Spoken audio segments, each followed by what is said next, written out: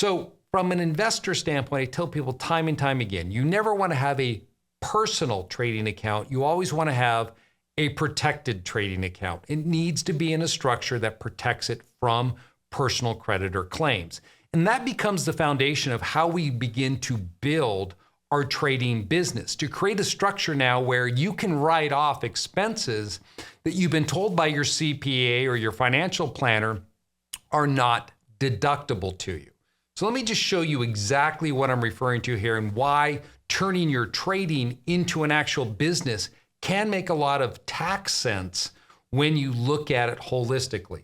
So, for example, if I had a brokerage account, and this is based upon an example someone I talked to the other day. He told me he generated $200,000 from trading crypto this year. So if you're making $200,000 from trading crypto and you're an investor, then that entire amount is going to be taxable to you at your individual tax rate. So let's assume that my effective tax rate is 30%. And 30% of $200,000 means I'm going to pay $60,000 in taxes on my $200K in earnings from my crypto trading, which would then leave me with $140,000 remaining.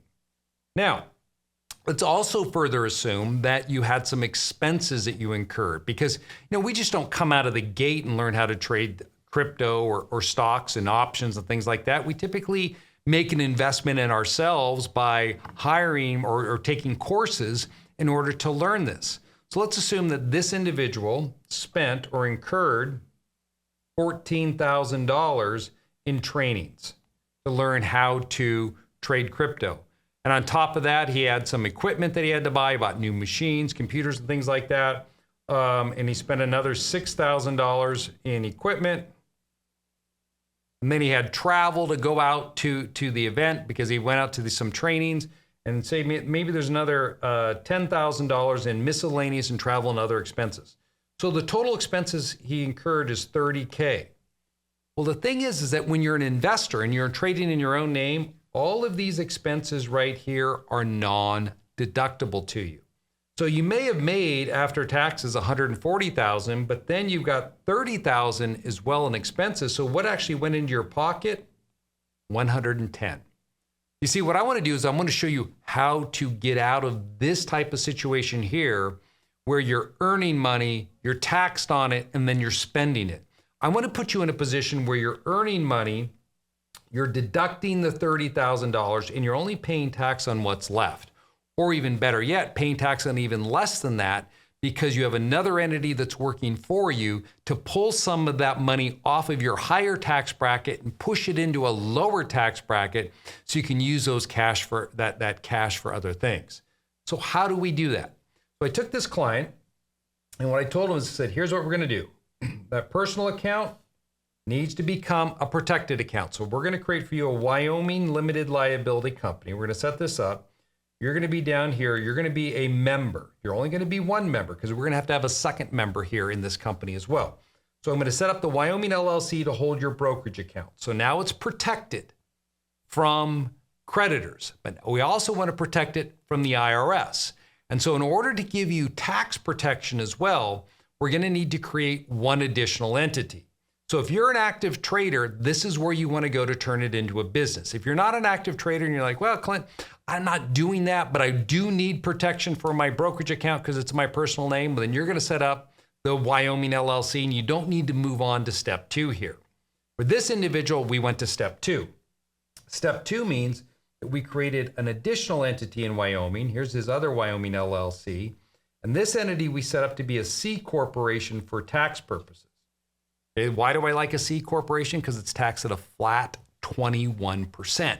So that's going to help us out there on any money that we keep inside of the corporation that we don't expense out. So we get this corporation set up, and I told this individual, I said, you're going to be a manager and officer of this company. So now we have 2 companies that we've created. He's also going to be the owner of it. So he'll be the 100% owner of this top company up here. Now, in distributing out the membership for the bottom company, I looked at the numbers. I asked him, all right, you made $200,000, all right, this year. And if we go back here, you had $30,000 in expenses. Well, here's what I want to do. I want to juice this up. I want to get you money tax-free. So we need to find a way to actually get this number up to $50K off of you personally to cover your expenses and get you tax-free cash. So that means of the $200,000, we need to move $50,000 off of your individual bracket. So the way we did this then is I looked at this structure here and I said, all right, your corporation needs to own 20% of this LLC. So we're going to give it a 20% interest in this company, right? So you're going to hold 80%. Your corporation's going to be a 20% member. So we set the LLC up and it's going to be taxed as a partnership for federal tax purposes with the corporation as a 20% member and the client as an 80% member. You know, when you trade this account, the brokerage account is in the LLC. And you said, all right, so I'm trading through the LLC. I said, that's where the account is located, but you're not trading it, okay? So this is kind of where people will look at that and go, I don't quite grasp what he's saying.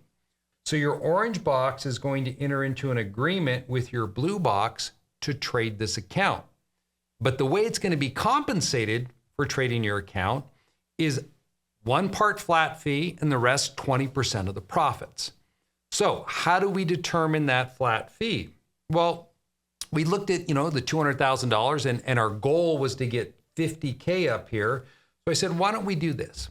We're going to have your corporation charge a flat fee of $1,500 a month. So that means each month you have to write a check to this corporation for $1,500. So we lock that in, sign the agreement. Now all the trading, he makes all the decisions here on behalf of the LLC because we have that agreement in place. So that's where this entity up here, the orange box, is the one that is directing the trades. That's what legitimizes this fee we're paying it. It's not him any longer. It's his other entity that's doing it. You're going to harness the power of a C corporation coupled with a Wyoming limited liability company that holds your brokerage account, and then start using the corporate tax code to benefit you. Now, there are other things that we could have gone into about different other tax strategies to get money up there and then pull that money out tax-free.